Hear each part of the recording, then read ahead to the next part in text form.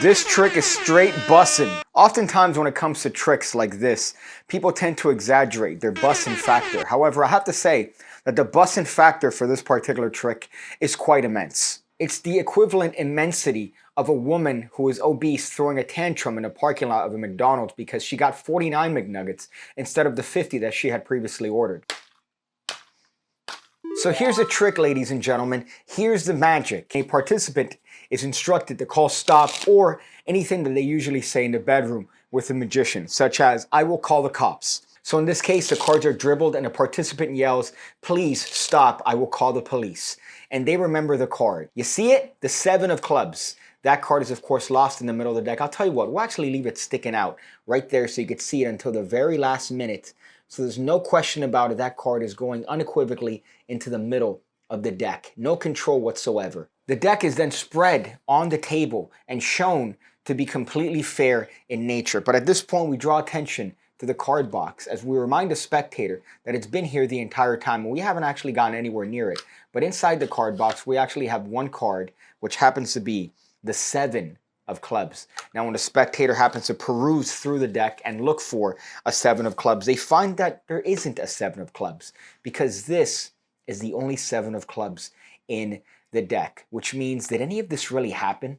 Was it worth your time to waste watching this trick if it never took place? Well, that's something for you to ponder on your own. Whoa. No cap, my friends. That's easy. That's bussin'. And it's a nice little bit of an idea. I think that it takes advantage of a camouflage principle that you're going to see here in a moment. But your hands are empty. You could reach inside the card box and pull out their selected card each and every single time. Of course, this would be something that you would know already if you were a fan of the PigCake Magic Academy. We were enrolled for only $5 a month, where you get 2 videos every single week going over card stuff, coin stuff. You get access to over 1,000 videos already and counting. I also upload an additional 2 tutorials that I don't post anywhere else, so you get 4 videos every single week. If you want mentalism, there's also mentalism. It's going to cost you a little bit more. It's $10 a month, but you know what? You get an additional video that's mentalism related. Oh yeah. So here's what you need for this trick. You need a deck of cards and you need a corresponding card box that has the same back design as the actual deck of cards. So in this case, you see that it matches perfectly. There's a deck sent to me by Penguin Magic, which is the Retro Rocket, which is a fun game I used to play with my dog. I think it was called Red Rocket. So here you're going to put the card box near your crotch on the surface of the table.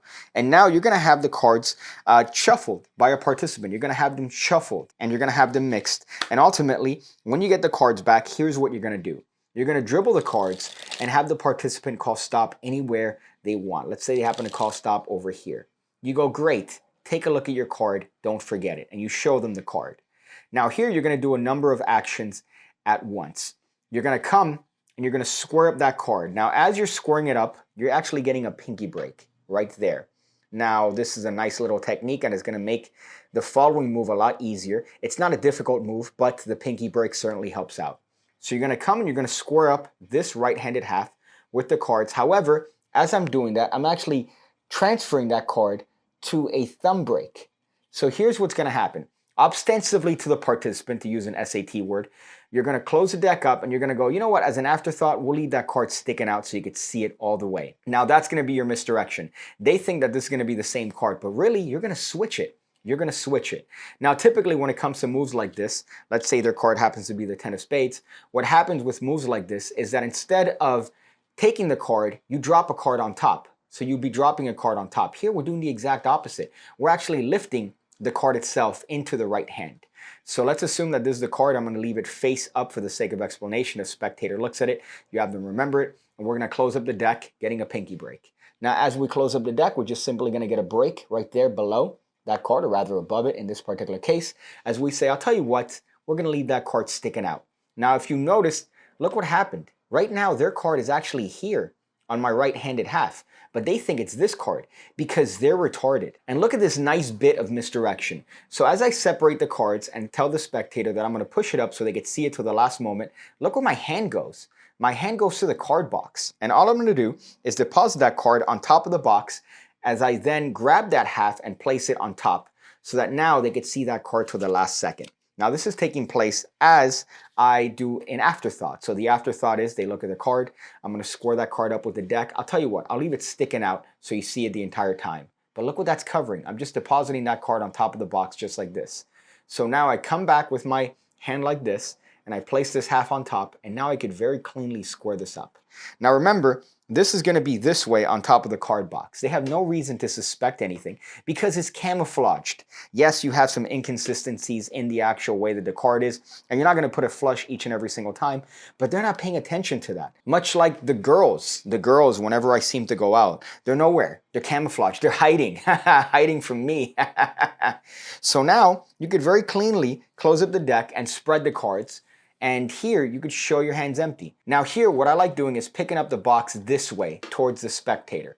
So I pick up the cards. I'm in no rush whatsoever. I just pick up the card box and I show it to the participant this way. So now they're looking at this particular face of the box. Now, of course, I didn't do that in performance because it's an awkward angle to have. But now I could just re-grip the box from the front, holding that card in the back. And I could use my now empty right hand to open the card box just like this. So all I'm going to do is just reach in to the bottom. I'm also making contact with this bottom card, and I'm just going to pull out just like this. And it looks like that card comes from the inside of the card box, but really it's just behind, baby.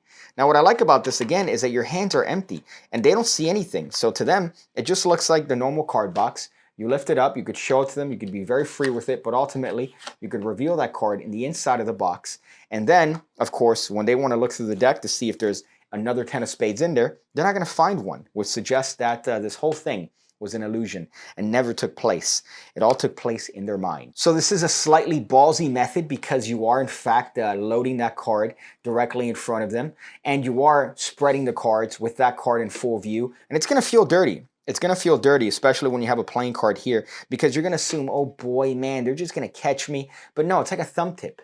It's like a thumb tip. If you just aim it at them, they're not going to see it. So it's the same thing with the card box. And you could really reveal that card in whatever way you want. You could lift it up, as I mentioned before. You could do it how I did it in performance, which is just putting the card box like this, then turning it over, and then doing the exact same thing, just like that, and showing that card to be inside of the box. However you want to do it, but you're taking advantage of this nice camouflage principle. Oh yeah. Honestly, I'm just a little disappointed that the hub took out CBT porn. But that was a cool trick, right? That was a fun one. It's a nice little ballsy method of doing a card to box, a classic trick, right? I believe the load here is a variant of the Matt Schulian variant of the classic version of the palm load. You see, the virginity is deep when it comes to these particular tricks, but it's a fun one. It's one that you definitely should perform, and you shouldn't feel ashamed of having that card on the box. You shouldn't feel worried because they're not looking for anything. They don't know what to look for. They don't know where you're going. So you know the card's in a box, but to them, the box is just there. It's almost like my penis. It's just there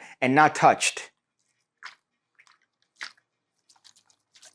But definitely try to perform the trick. It's fun. You should do it if you have the table space, if you have the bolas to do the misdirection and the little addition needed for this trick. Oh, I highly suggest you perform it. Hope you guys enjoyed the video. Hope to see you in the next one. Make sure to do all the things that people do when it comes to videos like this. Remember that I do live streams every single Wednesday and Sunday. So if you want to join and have a nice little chat, well, guess what? That's your chance to come in, talk magic, talk life, talk world, talk issues, and have a fun time in the context of a live stream with a short magician. So I guess some advice at the tail end of the video. I've been watching a lot of First 48, especially the old reruns of the ones that took place in my particular city. And if there's one thing that I learned is that definitely get a lawyer. No matter what, get a lawyer. If you're not guilty, get a lawyer. If you're guilty, definitely get a lawyer. But no matter what, you want to talk to a lawyer, and the cops are not there for your own good. All right, this isn't necessarily like an ACAB Emily sort of rant, but they're out to get their nuts, proverbially. So make sure that you cover yourself and you get a lawyer so that you don't get taken advantage of, right? So